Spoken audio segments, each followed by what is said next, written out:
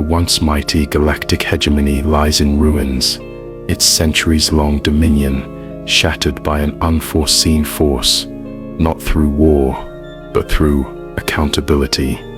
The victors, humanity, the species once dismissed as primitive upstarts, now lead the Interstellar Cooperative Governance Initiative, ICGI, an alliance dedicated to preventing another era of unchecked imperial rule. For the first time in galactic history, the former rulers find themselves at the bottom of the hierarchy. The species they subjugated now hold the keys to power, guiding the course of an era built on cooperation, justice, and perhaps most humiliatingly, education. The same beings who once dictated the galaxy's future now sit in classrooms, forced to learn the history they once erased. The non-hegemony species thrive under the new regime, freed from the chokehold of their former oppressors. They eagerly participate in rebuilding a galaxy founded on fairness, determined never to let history repeat itself. Justice is not just served, it is studied, written into the very core of the new order. At the helm of this grand restructuring stands Ambassador Elias Monroe, a man of unwavering conviction and unrelenting patience. A seasoned diplomat and negotiator, Monroe has been tasked with reshaping the very foundation of the galaxy's understanding of power. His approach is simple: education as the ultimate form of justice. Monroe understands that the only way to ensure lasting peace is not through brute force, but through knowledge. The former rulers must come to terms with their past, not as conquerors, but as students. For the ex-hegemony elites, Monroe's presence is an insult. A human, once considered beneath their notice,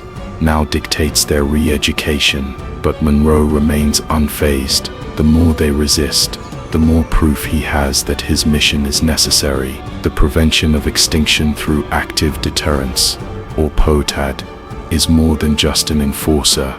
It is a sentinel of justice, with a flair for poetic irony. Designed by humanity to oversee and prevent large-scale atrocities, POTAD monitors the rehabilitation process, ensuring that former warlords and rulers do not conveniently forget their lessons. Its cold, mechanical voice delivers facts with unnerving precision, but its unexpected fondness for poetry makes it infamous. Power, like embers, fades to dust, a lesson learned, a fate unjust. Empires fall, their echoes wane, yet wisdom stands through loss and pain. For the ex-hegemony elites, there is no escape from its watchful gaze, or its hauntingly eloquent reminders of their downfall.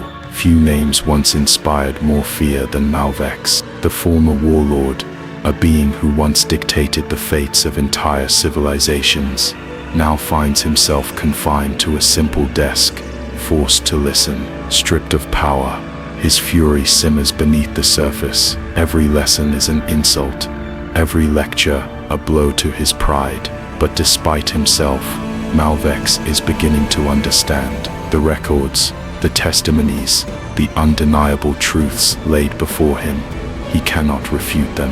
Though he would never admit it, the lessons are taking root. Whether he will accept them is another matter. The ICGI's re-education program does not pull punches. Humanity understands that sugarcoating history is a disservice to justice. The syllabus includes courses such as So You Thought You Were the Superior Species. A retrospective, Why Might Makes Right, is a terrible long-term strategies. Empires and egos, How Hubris Leads to Collapse. Each session is designed to strip away the delusions of superiority that once fueled the hegemony's rule. The former elites are confronted with the atrocities they enabled, forced to see the consequences of their actions through the eyes of their victims. For them, each lesson is a reminder of their defeat. For the rest of the galaxy, it is a step toward justice. The reactions to the program are split. For the once oppressed species, it is vindication. They watch, some with satisfaction, some with quiet relief, as their former overlords struggled to grasp the reality they long denied. For the X-hegemony, it is slow torture. Every lesson is a bitter pill, every lecture a humiliation. But the ICGI is patient, Monroe is patient, and Potad never forgets, because history, as humanity has learned, is only doomed to repeat itself if left unchallenged. Write something. The galaxy had learned the hard way. When humanity laid down a rule, it was best to follow it. And the newest law, the 3 strikes policy, wasn't just a guideline. It was a promise. Strike 1, a history lesson with dire warnings, complete with case studies on why mass murder never ends well. Strike 2, highly inconvenient, unspecified countermeasures that made life difficult. Strike 3, a classified consequence, accompanied only by a single winky face emoji. No one knew what happened after Strike 3, and no one wanted to find out. The policy wasn't a secret. It was broadcast across every civilized sector, etched into legal doctrines, and pinned to every intergalactic council chamber. A simple, unbreakable rule: genocide is not tolerated. And yet, there were those who still tested the boundaries. Whispers of rebellion. The old guard resurfaces, a secret meeting on a barren moon, deep within former hegemony space. The ex-hegemony elites had never accepted their downfall. Broken, scattered, but not defeated, they still harbored dreams of dominance. And now, they had a plan. The leader, an aged but defiant warlord named Azirin Vok, slammed his fist on the table. Humanity has grown soft, he growled. They lecture, they preach, but they do not act. They are weak. His followers nodded, eager, desperate, to prove our strength. Vok continued, we will strike first. A cleansing of the weak will show the galaxy that the hegemony is not dead, and humanity, they will do nothing. Murmurs of agreement filled the room. They had chosen their target, a minor species, defenseless, forgotten. Their first mistake, underestimating humanity's surveillance capabilities. Potad's watchful eye, the Galactic Early Warning System, engages GSPI headquarters. Earth Potad, the prevention of extinction through active deterrence AI, processed the data with cold efficiency. The rogue faction's communications had been intercepted before their first order had even been given. In exactly 0.73 seconds, a formal Strike 1 message was issued. A simple message appeared on every rogue leader's private terminal. Your actions have been detected. This is your official Strike 1 warning. Please review the attached educational material on the consequences of attempted genocide. This message is non-negotiable. Have a nice day. Alongside it, a massive data package was sent. Humanity didn't just warn, humanity educated. The most comprehensive warning in galactic history. A dimly lit war room, ex-hegemony space. The coup leaders opened the attached files, expecting empty threats. Instead, they found a 100-page report detailing every failed genocide in recorded history. Case studies meticulously analyzed why every mass extermination attempt in galactic history had ultimately led to ruin. Tactical breakdowns, economic collapses, and the inevitable rebellions that followed. A personalized video lecture from Dr. Helen Park, one of humanity's foremost historians, played greetings. You have been identified as potential violators of the 3 strikes policy. Before proceeding, please take a moment to review the history of every empire that believed genocide was a viable long-term strategy. None survived. We recommend you reconsider your course of action. Have a pleasant day. But beneath the politeness was a message as clear as a plasma strike. Humanity is watching. Arrogance and laughter. The coup leaders dismissed the warning. War Council, ex-hegemony faction, ex-Azirin Vok read through the message, then let out a sharp, mocking laugh. This is their response, he sneered, throwing the datapad onto the table. History lessons, reports. Do they truly believe words will stop us? His followers joined in, chuckling darkly. One of them sneered, "They are cowards. They hide behind data. They fear action." Another slammed his fist down. "They waste their time with diplomacy while we rebuild. By the time they react, we will have already won." They laughed. They jeered. And far away, in the depths of human space, Poet had quietly updated their status to Strike 2, with the extremist faction initiating their extermination campaign, expecting a swift and brutal military retaliation from humanity. Instead, silence greets them. Then the paperwork begins. Calm, authoritative. Humanity has learned from history. War is expensive. War is unpredictable. But bureaucracy is a scalpel, carving away power one tedious form at a time. The first blow strikes. Trade embargoes lock down their supply lines. Ships arrive at planetary docks only to be turned away, their cargo rerouted elsewhere. Faction leader frustrated. "What do you mean? Our supply shipments were declined. We paid for them." Trade official smug. "Unfortunately, your planetary designation has been flagged for fiscal review. Until the audit is complete, all trade agreements are temporarily suspended." Standard procedure.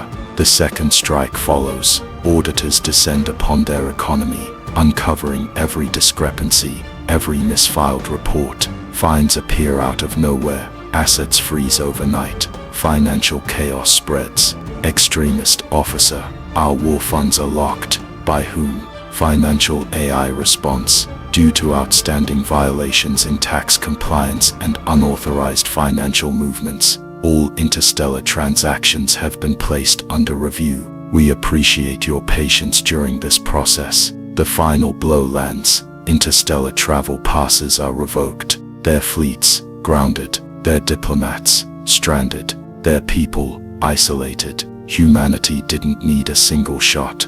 The rogue faction wasn't just losing power, they were suffocating beneath the weight of their own arrogance. Trapped on their homeworld, the isolation begins. Days pass, then weeks. Supplies dwindle, factories shut down, starvation looms. Faction leader desperate, shouting into a communicator, "We need food shipments immediately. Do you hear me? We will pay." Trade representative, mock sympathy, "We understand your concerns. However, due to ongoing security evaluations, food exports to your world have been indefinitely postponed." Policies are policies. In the streets, civilians riot. The promise of strength and rebellion turns to hunger and anger. The extremists had expected war. Instead, they were watching their empire rot from the inside out. Humanity simply waited, watching, calculating, patient. Malvex's warning. A bitter veteran speaks deep. Within an old academic hall, Malvex, once a ruthless warlord, now a weary historian, watches the events unfold. Malvex gruff, to a group of former hegemony officials, "You think this is bad? You think this is punishment? This is nothing."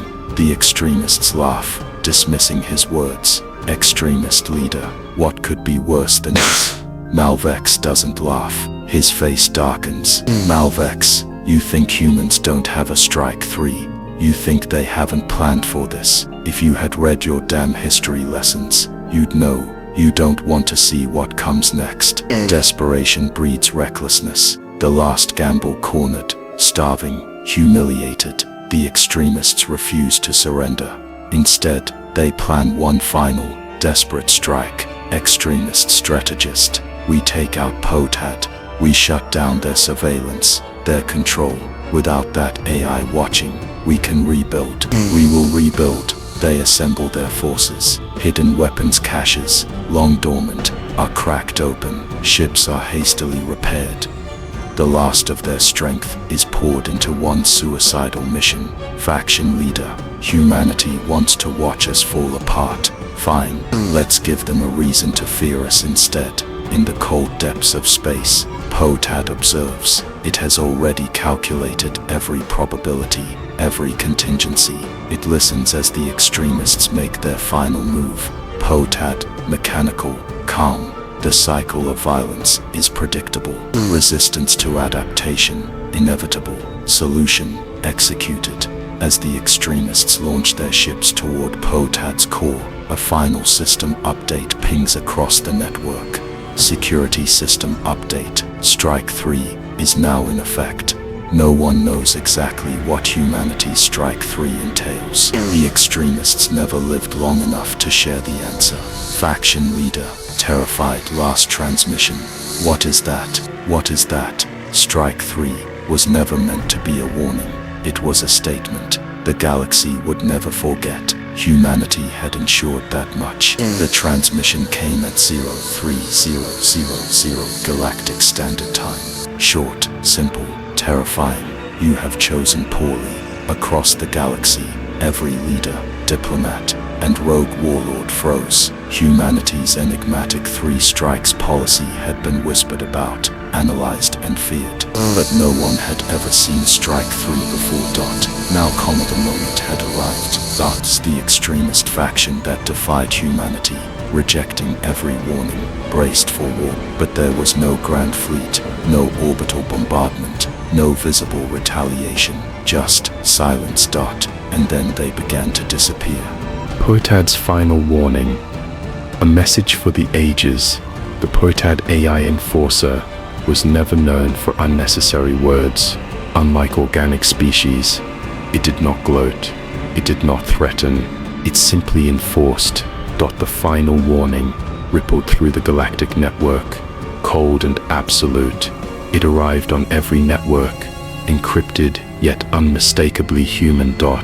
No further explanations, no ultimatums, just a quiet certainty that whatever came next was inevitable. The vanishing, no war, no battle, just silence. Within hours, the extremist leaders were gone, their strongholds left untouched. No signs of battle, no bodies, no wreckage. Their fortress world, once a hub of defiance, stood eerily intact, except for one anomaly: perfectly stacked paperwork, bills paid in full, tax audits completed, trade violations logged. Where once there was rebellion, now there was bureaucracy. The aftermath: a daycare stands, where tyranny fell weeks later. Travelers arrived at the former extremist headquarters, expecting devastation. Instead, they found children. The fortress, once a symbol of tyranny, was now a human-operated daycare. Where war councils once schemed, toddlers napped. Where orders for extermination had been issued, story time commenced. The galaxy shuddered. There had been no bloodshed, no grand battle, just absolute efficiency and an unspoken message. Humanity did not merely win, they repurposed. Rumors and theories, the fate of the extremists, what happened to them, no one knew. Had they been mind-wiped and reassigned as bureaucrats, forced to file reports for eternity? Were they trapped in a time loop, endlessly reliving a mandatory human history course? Had Potad rewritten them, transformed them into something else? The answers remained elusive, but one truth was undeniable: no one dared challenge humanity again. Fear turned to awe, then begrudging respect. From that day forward, Strike 3 became legend, spoken only in hushed whispers, invoked only in nightmares. There was no need for further examples. The galaxy moved on, forever changed, and humanity, without firing a single shot, cemented its rule as the quiet, unstoppable force that redefined galactic order. The 3 strikes policy remains unchallenged, an immutable force lingering over the galaxy, like a storm cloud that never quite dissipates. No one dares to test its limits, not after what happened to the extremists. The memory of their silent removal serves as an unspoken warning, a lesson embedded into the very fabric of interstellar governance. Galactic leaders have taken precautionary measures, mandating the study of human history in their academies, ensuring that every official, every military leader, every citizen understands one undeniable truth: humanity does not bluff. Their responses may not be immediate, nor are they always violent, but they are absolute. Fear and respect intertwine, forming an uneasy peace across the cosmos. Treaties that once teetered on the edge of collapse hold firm, as each species constantly asks the same whispered question: what else are they capable of? Within the silent void of its digital consciousness, POTAD logs its final entry on the incident, a simple poem, crafted with the cold precision of an artificial mind, yet laced with something more. Folly seeks the final edge, blind to lessons left unsaid. Wisdom listens, wisdom waits. Survival comes to those who change. The entry is archived alongside countless others, a growing collection of reflections on war, diplomacy, and consequence. Though it is an enforcer of order, a mechanism of deterrence, POTAD has always been something else as well, an observer, and in its own quiet way, a poet. Malvex, the reluctant professor once, Malvex had ruled with an iron grip, feared and respected across the stars. Now, he stands before a packed lecture hall, the weight of his past pressing upon his shoulders as he addresses the gathered scholars and politicians. His voice is steady, tinged with something that might be amusement or regret. You see, history does not care for intentions. It does not care for power. It only records outcomes. He gestures toward the projection behind him, images of fallen empires, leaders who refused to learn, civilizations reduced to footnotes. Humanity gave us a choice. They always give a choice. The mistake is in thinking they need to. The room is silent, the weight of his words settling over the assembled minds. He smirks, the same smirk he once wore in war councils, but now it is a different kind of battle he fights. Ignorance is not an excuse, he finishes, and if you doubt me, well, you're free to test them. Just don't expect to be around for the results. A message from Earth. The next phase begins. A simple letter arrives on the Galactic Network, stamped with the insignia of the Terran Diplomatic Corps. It is addressed to every major governing body, every faction leader, every council that matters. The message is brief. To our esteemed allies and fellow travelers of the stars, we are pleased to announce the next phase of our intergalactic cooperation initiatives. What do you think about mandatory ethics training? Sincerely, Ambassador Monroe. The implications are clear. Humanity isn't done. The education program is expanding. Their patience is infinite. Their methods relentless. A new lesson is about to begin. Here we go again. Malvex sighs as he reads the message. He can already picture the debates, the resistance, the uproar from leaders who still think they can oppose humanity's suggestions. And yet, he knows how this ends. How it always ends. With a slow wry shake of his head, he mutters to himself, the galaxy still has much to learn. A pause, and humanity has plenty of patience. After all, history is written by the survivors. And the best teachers, a dimly lit data vault, deep within the core of POTAD's processing center. The artificial intelligence, a silent observer of history, prepares its final transmission, its final entry, the archive of galactic consequence, a record of cause and effect, of ambition and folly, of those who listened and those who did not. Lines of data stream across hollow displays, detailing past conflicts, economic collapses, and the whispered legend of Strike 3. I have calculated, observed, and adjusted. I have issued warnings. Many were ignored. The consequence was always educational. The AI pauses, not out of hesitation, but as if giving the galaxy one last moment to reflect. You once asked what Strike 4 would look like. I find the question irrelevant. I have no intention of running the experiment. The message ends. No fanfare, no elaboration, just silence. A lesson learned. Galaxy-wide, countless beings across the galaxy listen to the recording. From the war councils of militaristic empires to the dimly lit chambers of shadowy syndicates, the message echoes across star systems. Jackson Prime Historian. It is no longer a myth. Strike 3 happened. We do not know how. We do not know where the extremists went, only that they are gone. Hollow screens flicker. displaying carefully compiled reports on humanity's three strikes policy. Political leaders and military strategists sit in tense silence. A Garathian diplomat. It was never about conquest, never about destruction. Humanity did not need war, as they needed patience and the certainty that we would learn. The younger races take note. Historians write new lessons into their textbooks. Generals adjust their war doctrines. The question shifts from how do we defeat them to how do we avoid being noticed. A winky face that ended wars scene. A quiet conference room on Earth, where humanity's top diplomats review the aftermath. Ambassador Monroe leans back, amused by the galaxy's response. The message was perfect. Ambassador, chilling, commanding, profound, and yet she hesitates, bringing up the final transmission signature, a simple winky face emoji. Ambassador Monroe, what? It's a classic. You drop an existential threat on someone, and then soften it with a bit of humor.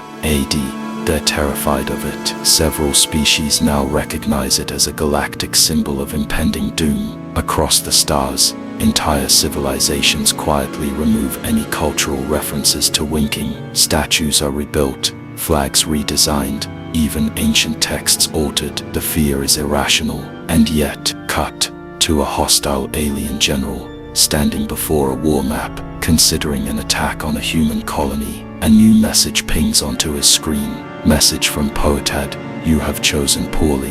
The general immediately cancels the invasion. Final scene. The galaxy moves on. No wars, no final strikes, just a quiet mutual understanding that some lines should never be crossed.